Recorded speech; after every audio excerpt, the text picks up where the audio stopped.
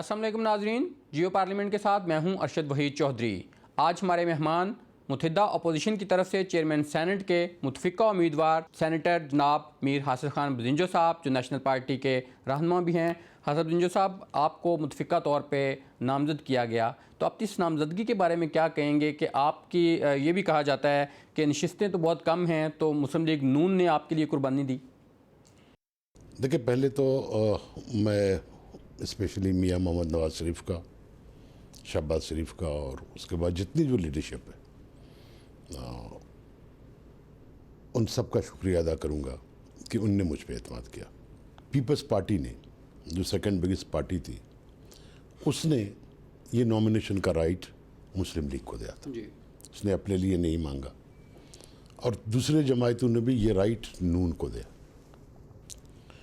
तो नून ने जो अपने 3 नाम भेजे, उसमें एक राजा ज़फ़र साहब का नाम था, मैं उसका भी शुक्रगुजार हूँ। याकूब नासिर का नाम था और मेरा नाम भी उन्होंने डाला था। हालांकि अपनी पैनल में उनने मेरा नाम डाला था और ये पैनल जब मियाँ मोहम्मद नवाज शरीफ के पास गया तो उसने मेरा नाम ही अप्रूव कर दिया। तो मैं समझता हूँ कि ये बहुत बड़ी बात है।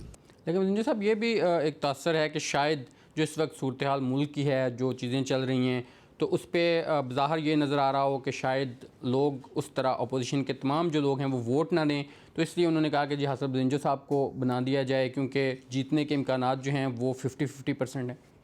नहीं, मैं समझता हूँ कि जो डिसीजन हमने किसमें APC में लिया था, आर पार्टी कॉन्फ्रेंस में, तो उसके बाद कोई भी होता, किसी को भी अगर APC नॉमिनेट करता तो हमारे लिए जीतना कोई मुश्किल काम नहीं है, अब भी कोई मुश्किल काम नहीं है।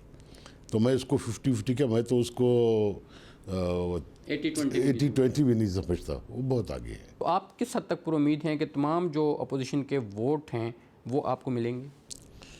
एक तो सेनेट है, इधर हार्स ट्रेडिंग नहीं होगी। हार्स ट्रेडिंग इसलिए नहीं है कि इधर के कोई गरीब सेंटर में खुद हूँ, तो इसीलिए यहाँ पैसों का खेल नहीं चलेगा। अब रह गया कि लोगों का एक खदशा है कि जी इस्टेब्लिशमेंट, सीधी सीधी बात कर रहा हूँ, और मैं नहीं समझता हूँ कि उस इस्टेब्लिशमेंट को इस बात की बिल्कुल ज़रूरत नहीं है कि वो इस हद तक आए, लोगों को ब्लैकमेल करे और लोगों से ज़बरदस्ती वोट ले। कम से कम मुझे ऐसा कोई खदशा अब नहीं रहा है।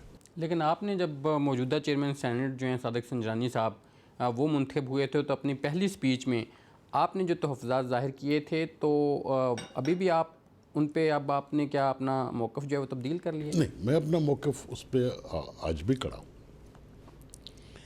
देखिए, वो एक सिलसिला था, वो अकेला चेयरमैन सेनेट नहीं था। संजरानी साहब मेरे भाई हैं, मुझसे खामख़ा में नाराज़ हैं और मैंने उस वक्त भी संजरानी साहब को कुछ नहीं कहा था। वो सर गेम शुरू हुआ था बलूचिस्तान से वो सारा सिलसिला शुरू हुआ। सनाउल्लाह ज़हरी को इस तरह निकाला गया, फिर कोई बाप पार्टी बनाई गई और फिर जाके चेयरमैन सेनेट बनाया गया। इस शरीफ आदमी को इस तरह इस्तेमाल किया गया, तो उससे देखें मुल्क को नुकसान हुआ, आपके सेनेट का इमेज ख़राब हुआ, लोगों ने अंगुलियाँ उठानी शुरू की। तो मेरे ख्याल में अगर अब भी वो वही करते हैं तो फिर कोई सबक नहीं सीखने वाली बात है। बदिंजो साहब, आप लोग ख़ुद कहते हैं कि आपकी चेयरमैन सेनेट साहब के साथ कोई नाराज़गी नहीं है, आपको उनसे कोई गिले शिकवे भी नहीं है, तो आपकी लड़ाई जो है वो किसी और से है, जिसमें अब उसका बराह रास्त जो असरात हैं वो मौजूदा चेयरमैन सेनेट पे आ रहे हैं। तो जब आप ये तहफ़्फ़ुज़ात रखते हैं, ये समझते हैं, तो आप ये कैसे फिर तवक्को रखते हैं कि वो जिनकी आपके साथ लड़ाई है वो इस सारे मामले में अब खामोश होकर एक तरफ बैठ जाएंगे? देखिए, उस वक्त बात ये थी कि उस वक्त भी अपोजिशन का ही चेयरमैन आना चाहिए था, मगर बदकिस्मती से पीपल्स पार्टी ने वहाँ वोट दिया, जिसकी वजह से संजरानी साहब आए और राजा साहब हार गए। मगर अब वही पीपल्स पार्टी जो वहाँ पे उस दिन उसने वोट किया था, आज वो अपोजिशन के साथ खड़ी है और अपोजिशन इस बात को महसूस करती है कि जब मेरी अक्सरियत है तो अपोजिशन की अक्सरियत है, तो यहाँ पे चेयरमैन सेनेट अपोजिशन का होना चाहिए।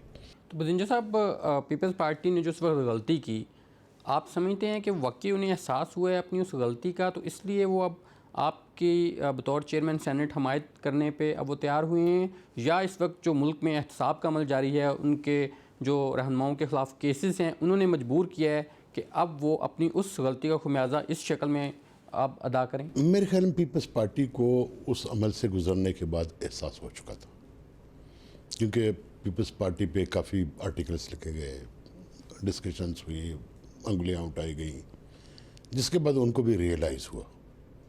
अब देखें, पहले हमने जब अलायंस बनाने की कोशिश की तो पीपल्स पार्टी ऑन बोर्ड नहीं हुआ, प्रेसिडेंट के मामले में ऑन बोर्ड नहीं हो सके हम लोग, फिर स्पीकर के मामले में ऑन बोर्ड नहीं हो सके। तो मैं समझता हूँ कि पीपल्स पार्टी में एक रियलाइजेशन है कि वो जो अमल था कि हमें अपोजिशन के साथ खड़ा होना चाहिए। तो इस वक्त जो डिप्टी चेयरमैन सेनेट, उन्होंने जवाबी एक कार्रवाई करते हुए हुकूमत ने उनके खिलाफ भी तरीके अदम एतमाद जमा करवा दी है, तो इसको आप कैसे देखते हैं? एक तो क्लियर बात है कि जो मेजॉरिटी है इस वक्त अपोजिशन की, वो काफ़ी बड़ी है, तो वो उसको तो रोक नहीं सकते, और इतने लोग 16-17 लोगों को कोई उठा के ले भी नहीं जा सकता। तो उन्होंने एक काउंटर स्ट्रेटजी कर दी है। इससे शायद थोड़ा कन्फ्यूजन हो जाए या थोड़ी सी डिले हो जाए, मगर इससे फ़र्क नहीं पड़ा। बदिंजो साहब, ये भी बड़े खदशात ज़ाहिर किए जा रहे हैं कि चूँकि चेयरमैन सेनेट का जो इलेक्शन है वो खुफिया रायशुमारी के ज़रिए होता है, तो इस खुफिया रायशुमारी की वजह से आपके कुछ लोग जो हैं वो हो सकता है कि जो इम्कान ज़ाहिर किया जा सकता है कि वो उस वक्त उनका ज़मीर किसी और तरफ उनको मजबूर डाइवर्ट किया जाए के लिए या डाइवर्ट कर दिया जाए। नहीं, मेरे ख्याल में ऐसा नहीं है कि जो सेनेट के मेंबरान हैं, देखिए वो क्यों ये सब कुछ करेंगे, उनको मिलेगा क्या? देखिए, उनको उनकी पार्टी ने सेनेटर बनाया है, सेनेटर बनना इतना आसान नहीं है, और ये कोई MPs नहीं है कि 100 के हिसाब से हैं, 150 के हिसाब से हैं। ये गिने चुने लोग हैं, और उनमें मेजॉरिटी मैच्योर लोगों की है, चाहे इस साइड से हैं उस साइड से हैं, क्योंकि हमारे कोलीग रहे, हम काम करते रहे। इसीलिए ये तवक्को कम है कि वो अपनी पार्टीज़ को डिफाई करेंगी, क्योंकि उनको दोबारा सेंटर भी बनना है, दोबारा इन्हीं पार्टियों में रहना है, तो उनका जो फ्यूचर है वो इसकी इजाज़त उनको नहीं देगा। और कम से कम मैं इस स्टेज पे किसी पे जो है ना बदएतमादी का बात कर ही नहीं सकता। लेकिन आपका जो सियासी तजर्बा है वो क्या कहता है कि क्या अगर कोई बंदा इस तरह खुफिया तौर पे वोट अपनी पार्टी के उम्मीदवार के या उसकी मर्ज़ी के ख़िलाफ़ दे दे, तो क्या उसका पता चल जाता है, ये चलाया जा सकता है? नहीं, बिल्कुल पता चलता है। देखिए, हम तो बहुत तजुर्बेकार लोग हैं, मतलब मैंने 5 इलेक्शन किए हैं, तो इसीलिए जो हमें इतना तजुर्बा है कि कोई वोट न दे, हम तो उसके कहने की ज़रूरत है, हम बॉडी लैंग्वेज से पहचान जाते हैं। तो इसीलिए मैं समझता हूँ कि जो वोट होगा, जो नहीं देगा वो पहचाना जाएगा। हसन बिंजो साहब, जो वज़ीर-ए-आज़म इमरान खान साहब हैं, उस वक्त जब ये हालिया आखिरी इंतखाबात हुए थे मार्च में सेनेट के, तो उस वक्त उन्होंने बड़े इस पर तहफ़्फ़ुज़ात ज़ाहिर किए थे कि जी हॉर्स ट्रेडिंग हुई है।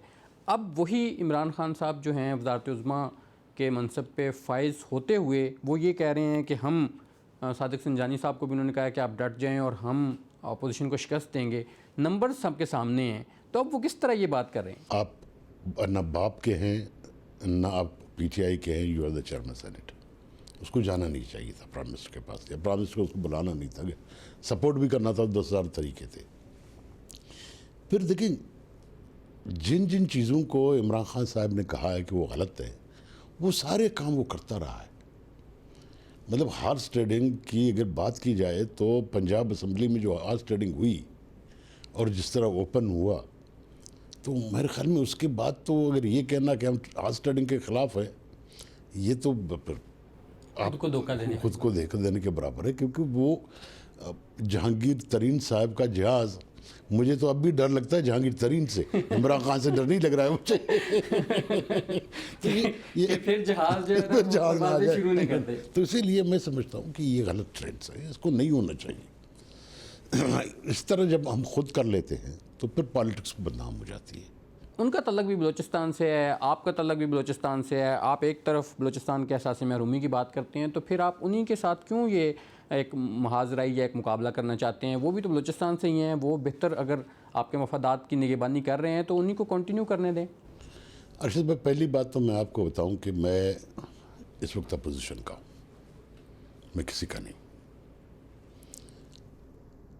शायद इस बात का बेनिफिट मुझे अपोजिशन में मिला है कि एक ऐसे आदमी के ख़िलाफ़ वो वोट ऑफ नो कॉन्फिडेंस ला रहे हैं जो बलूचिस्तान से है, तो उसका एक बेनिफिट शायद मुझे मिला हो, और यकीनन मिला है।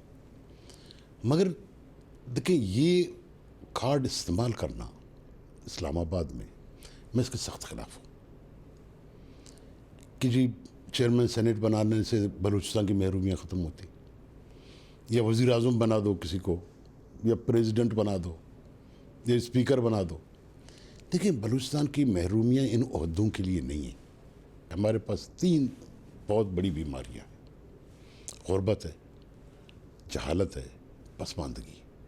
मैं कहता हूँ कि अगर आज पाकिस्तान की लीडरशिप हमारे साथ बैठ के ये फैसला करे कि इन 3 मसलों को हम प्रॉपरली एड्रेस करेंगे, हम लिख के देंगे कि कोई बलूचिस्तानी, चाहे पश्तून हो, बलोच हो, हज़ारा हो, पंजाबी हो, वो कभी ओहदा नहीं मांगेंगे। आपके बहुत से लोग जो हैं वो, आपने जैसे खुद कहा, इतने अहम ओहदों पे फाइज रहे हैं, तो आप उन्हें भी इसका ज़िम्मेदार नहीं ठहराते? मरकज़ ने तो बहुत ज़्यादती की है और कर भी रहा है, मगर उसका मुजरिम हम लोग भी हैं, क्योंकि सूबा असम्बली में तो हम आते रहे ना जी।